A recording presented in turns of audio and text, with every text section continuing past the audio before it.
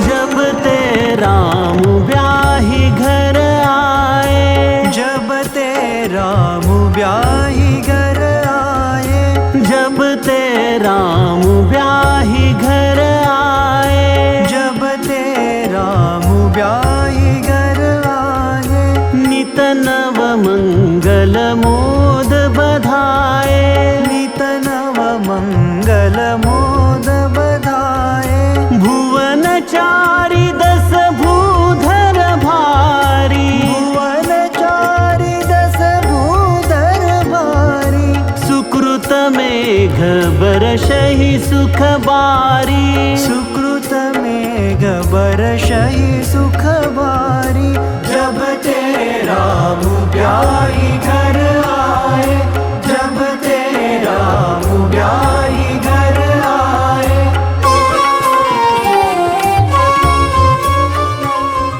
अयोध्या कांड का यह प्रथम दोहा जो रामायण की सिद्ध चौपाइयों में से एक इस प्रकार से घरों घरों में गाई जाती है, वह अत्यंत प्रसिद्ध यह चौपाई जब ते राम ब्याही घर आए।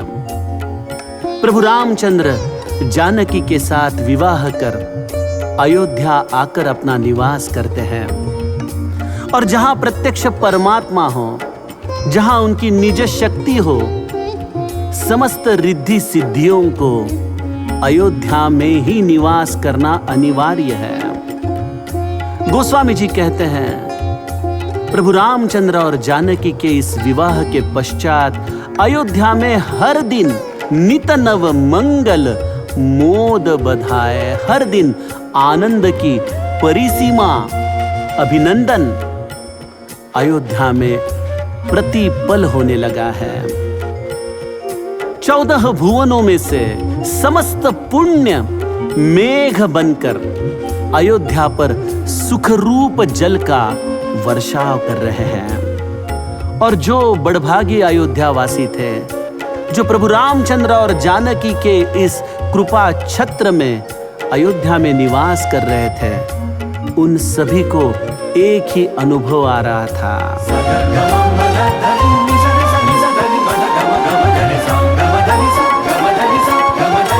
रिद्धि सिद्धि संपत्ति नदी सुहाई, रिद्धि सिद्धि संपत्ति नदी सुहाई, रिद्धि सिद्धि संपत्ति नदी सुहाई, रिद्धि सिद्धि संपत्ति नदी सुहाई, उमगे अवध अम्बुधि कहु आई, उमगे अवध अम्बुधि कहु आई, मणिगणपुर नर नारी सुजाति, मणिगणपुर नर नारी सुजाति, सुचि अमोल सुंदर सब भांति, सुचि अमोल सुंदर सब भांति, जब ते राम ब्याही घर आए, जब ते राम ब्याही घर आए।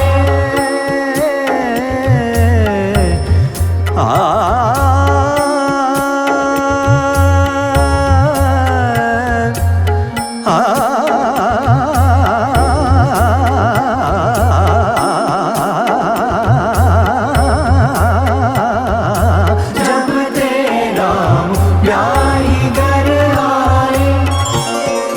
जहां जहां माता जानकी और प्रभु रामचंद्र का निवास होता है, उस हर जीव को अनुभव में आने वाला यह प्रसंग है।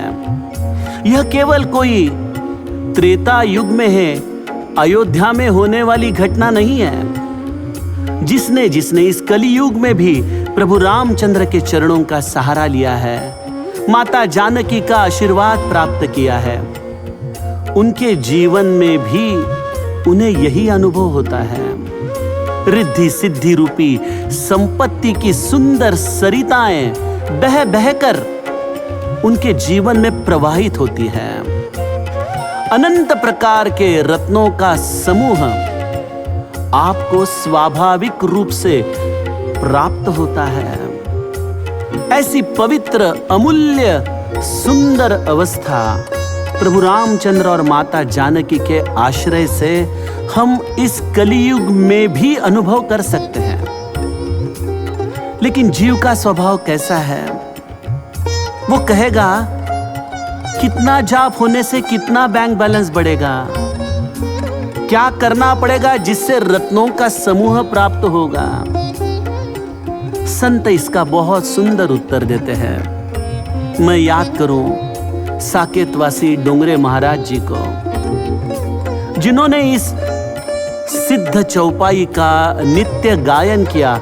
कई लोगों को रामचरितमानस को पढ़ने के लिए उन्होंने प्रेरित किया। उनको किसी ने पूछा, महाराज जी ये चौपाई पढ़ने से मेरी संपदा में कितनी बढ़ोतरी होगी?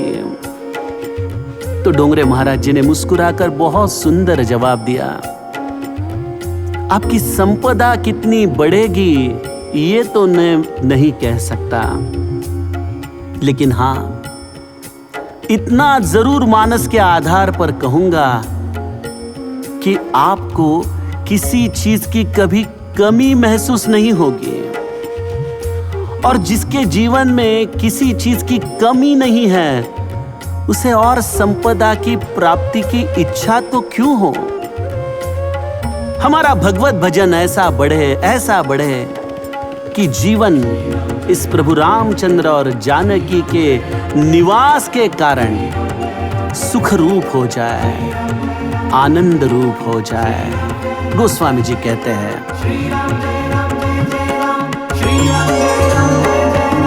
कहीं न जाई कछु नगर विभूति, कहीं न जाई कछु नगर विभूति, जनुए तनीय बिरंची करतूती, जनुए तनीय बिरंची करतूती, सब विधि सब पुर लोग सुखारी, सब विधि सब पुर लोग सुखारी, रामचंद्र मुख चंदु निहारी, रामचंद्र मुख चंदु निहारी, जब तेरा उग्याही घर आए, जब तेरा उग्याही घर आए,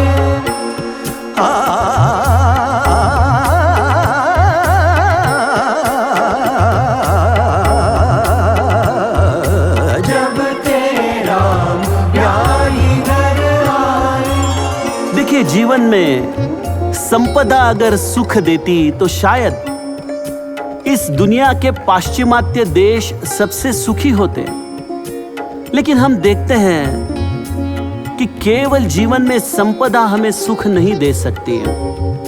हमारे ऋषि मुनियों ने संपदा को श्री इस संज्ञा से हमें परिचित करके दिया है।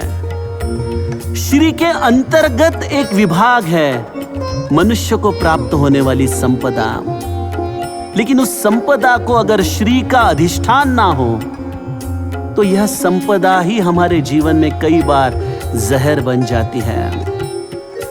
इसलिए सज्जनों, प्रारब्ध से जो भी कुछ मिला हो, अगर हम उसका उपभोग प्रभु रामचंद्र के सुमिरन में ले तो वह संपदा कभी जहर नहीं बन सकती है। संत बड़ा सुंदर विस्तार करते हैं। प्रभु रामचंद्र हमें क्या देते हैं? हमें विश्राम प्रदान करते हैं। अगर कोई अनपढ़ व्यक्ति को विश्राम शब्द लिखने को कहे तो वह लिखेगा विष राम। इसमें भी एक बहुत सुंदर विनोद है। अगर जीवन में विश्राम चाहते हो तो राम को कभी मत भूलिए। अगर राम को भूल जाओगे तो विश्राम में से राम निकल जाएगा और बचेगा केवल विष।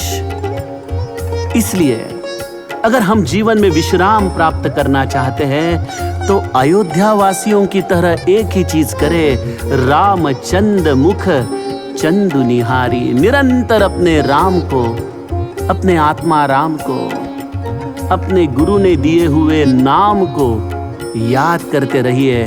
जीवन में जो प्राप्त है वही पर्याप्त हो जाता है। गोस्वामी जी गाते हैं, श्री राम जय राम जय जय राम, श्री राम जय राम जय जय राम। मुदित मातु सब सखी सहेली, मुदित मातु सब सखी सहेली। फलित बिलो की मनोरथ बेली, फलित बिलो की मनोरथ बेली। राम रूप गुणशील स्वभाव, राम रूप गुणशील स्वभाव। राम रूप गुण